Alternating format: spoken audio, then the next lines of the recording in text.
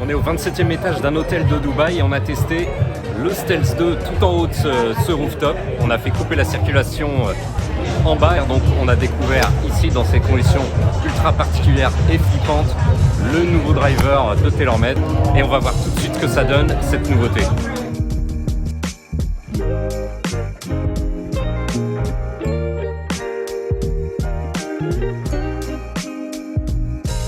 Le nouveau Stealth 2, vous l'avez deviné, c'est le successeur du Stealth 1. Qu'est-ce qui m'a marqué dans mon rapid test? Déjà, les performances sont exactement identiques avec le modèle de 2022, donc c'est ni bien ni pas bien, c'est juste qu'on reste sur la même recette, simplement un petit peu plus de tolérance sur les coups décentrés. En revanche, sur les bons coups, je suis vraiment au mètre près sur ce que je faisais avec le Stealth que j'ai comparé avec le même manche et les mêmes réglages.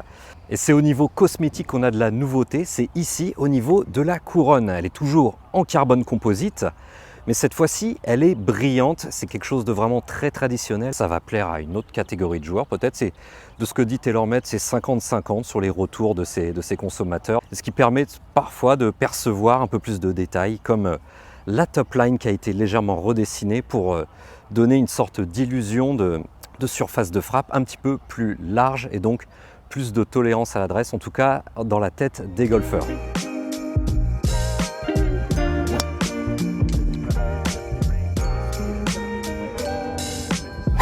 Well, I would say gloss in general has been the more common thing over the last 20 years than matte. And then we started with matte with M5, M6, and we've had those for a few years. And I think there's still a place for those, and I'm not saying that that's not the way to go. Again, you're looking at the ball here, you're looking at this edge to a line. This was more cleaner and people preferred that. It also is a bit less susceptible to fingerprinting. So the matte paint, it shows fingerprints more, something that our tour players didn't really like. Not necessarily a bigger sweet spot, but you can see it more straight. So a couple things we did was we reduced the bulge on the face. So its face is actually a little bit flatter than this face. And also it dips more down in the toe. And so when you set it down, the top line is actually straighter in this one compared to this one.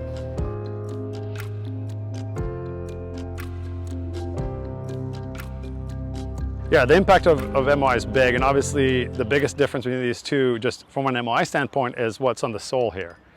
So having the carbon on the sole versus this being an all-metal tie sole, and also having the carbon at the back around here, means that we can change having this 4-gram weight for a 15-gram weight on this one. That's a lot. Yeah, significantly more weight. And also, this is a 10-gram weight in the track on the old one and 15 grams in the new one. So more movable weight and more weight in the back.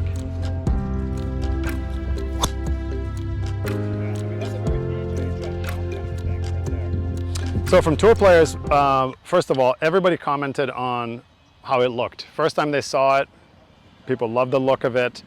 It's a little bit bigger. They like the slightly bigger look at a dress. Tiger commented on the top line being straighter, liking that. But I would say once they hit the product, the biggest thing that they come back with is how consistent it is on miss hits. The spin rates when you miss it high and low or heel toe, the spin rate window is much tighter.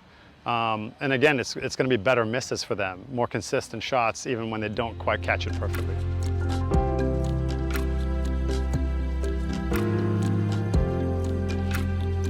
Comme l'an dernier, TaylorMade propose 3 têtes qu'on a opposées les unes aux autres avec le même manche et mesurées sur FlightScope. Qu'est-ce qu'on peut noter déjà d'un point de vue global, c'est que le ball speed, la vitesse de balle, fait jeu égal d'une tête à l'autre, ça c'est très constant. Et de toute façon, la constance, c'est le maître mot des Stealth 2 pour 2023. Vous avez vraiment un écart qui est très faible entre les, on va dire, les coups moyens, voire mauvais, et les bons coups. Le taux de spin, la hauteur de balle, la vitesse de balle, la distance totale, la variation est moindre par rapport aux Stealth de l'an dernier. Et cette constance en plus, c'est le progrès des Stealth 2. On a affaire à des clubs qui vont plaire à une gamme de golfeurs plus large. Allez, je vous présente rapidement les 3 têtes de club et on démarre avec la star, la plus, celle que Tiger Woods va probablement jouer également Rory McIlroy et Collin Morikawa. L'intérêt, c'est ce poids de 15 grammes. Il faisait 10 grammes l'an dernier. Et ces 5 grammes, c'est quand même énorme à l'échelle d'une tête de club. Donc quand vous le déplacez, ce poids, ça donne vraiment un impact énorme sur vos trajectoires latérales. Le moindre coup de clé, le moindre mouvement de ce poids de 15 grammes donne vraiment un gros impact sur vos trajectoires et vous pouvez vraiment affiner vos préférences avec ce Stealth Plus, qui est la tête qui est censée donner le moins de spin des trois.